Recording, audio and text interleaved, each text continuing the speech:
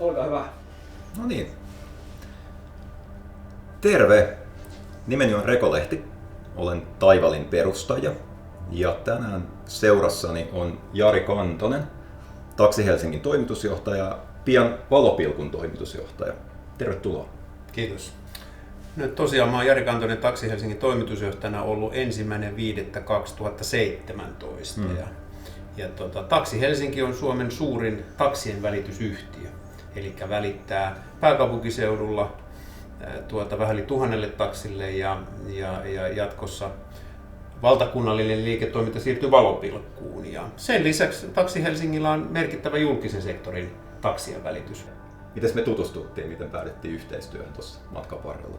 No joo, kiitos kysymästä. Mä sain vinkin Taksi Helsingin hallituksen puheenjohtajalta Kalle Tarpilalta, että kun me etsittiin vahvistusta tuohon niin teknologian johtamiseen Taksi Helsingin puolella ja saatiin semmoisen herran kuin Reko Lehden nimi tuossa viime vuoden keväällä, oliko se maalis-huhtikuuta, soiteltiin ja sitten tavattiin ja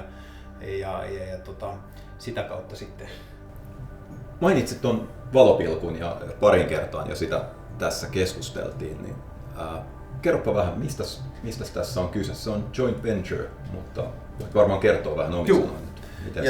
Itse asiassa siitäkin historiasta sen verran, että se on Suomen vanhin taksien välityssovellus ja se siirtyi Taksi Helsingin omistukseen 2018 heinäkuun alusta, mutta sitä ennen se oli Taksiliiton yrityspalvelulla ja se oli tarjolla kaikille alueellisille taksinvälitysyhtiöille. Ja sitten kun lainsäädäntö muuttui, niin Taksiliitto selkeästi koki, että heidän roolinsa tämmöisessä taksien välityksessä ei ole ehkä enää ihan sopivin ja he laittoi sen myyntiin ja Taksi Helsinki sitten sen osti.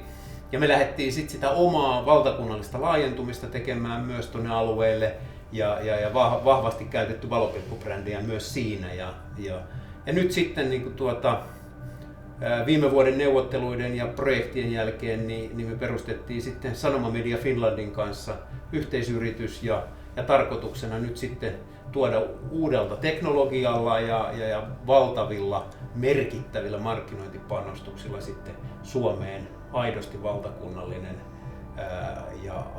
ja teknologisesti ajantasainen ja kehittynyt taksien välityspalvelu. Joo, Valopilkussa on paljon tulee olemaan panostuksia tässä tulevaisuudessa nimenomaan tuohon näkyvyyteen tällä hetkellä taitaa ollakin, että toi tunnistettavuus erilaisilla taksipalveluilla on aika heikko ja se on varmaan sellainen asia, mihin tullaan pureutumaan. Joo, ja meillähän on mielenkiintoinen tiimi siinä kertynyt itse asiassa, että meillä on siinä tämmöisen niin kuin Suomen alan ehkä visionäärinä tässä, että mihin taksialan nyt sitten loppujen lopuksi pitäisi mennä. Taidat olla se tyyppi, jolla aina sitten Ilta-Sanomat ja Iltalehdet soittaa, kun on taksialasta jotain kysyttävää. Ja ehkä allekirjoittaneella on tämä teknologian vastuu sitten, että yritetään katsoa, että miten nämä kaikki asiat teknologisesti pysyy kasassa. Kyllä, ja siinä me kaivattiinkin tukea voimakkaasti, että me oltiin selkeästi niin kuin alimiehitettyinä ja kompetenssin osalta, että kiitos siitä. Kiitos siitä. Ei mitään, se oli ilo tehdä siinä yhteistyötä. Jos katsotaan vähän sitä, että minkälaisia tuloksia me sitten saavutettiin, niin mitä nousee mieleen ensimmäisenä? No kyllä siinä tulee niin kuin selkeästi päästiin kustannuksissa niin kuin kuskin paikalle. Ettei se ollut semmoista, että pannaan hanat kiinni ja ajetaan minimillä, vaan päästiin niin kuin ymmärrykseen siitä, mitä ostetaan ja millä hinnalla ja kyllä siinä tuli kustannustehokkuuttakin. Ja vähintään yhtä tärkeää kuin se, että kustannuksissa päästiin kuskin paikalle, niin me ollaan päästy myös aikatauluissa. Ja se on vähintäänkin niin kuin yhtä tärkeää. Eli aikataulut on alkanut pitämään aivan eri tavalla. Viesti tällä kokemuksella, mitä tässä nyt yhteistyöstä ja siitä tilanteesta on, missä ehkä olitte silloin, kun aloitettiin yhteistyö, niin olisiko sulla joku viesti muille yrityksille siitä, että miten tuommoisessa tilanteessa kannattaisi toimia? No ainakin jos näyttää siltä, että tulipaloja ja kriisejä joka puolelle ensin istutaan alas ja yritetään niin kuin ihan sisäisesti miettiä, että mistä tässä on niin kuin kysymys.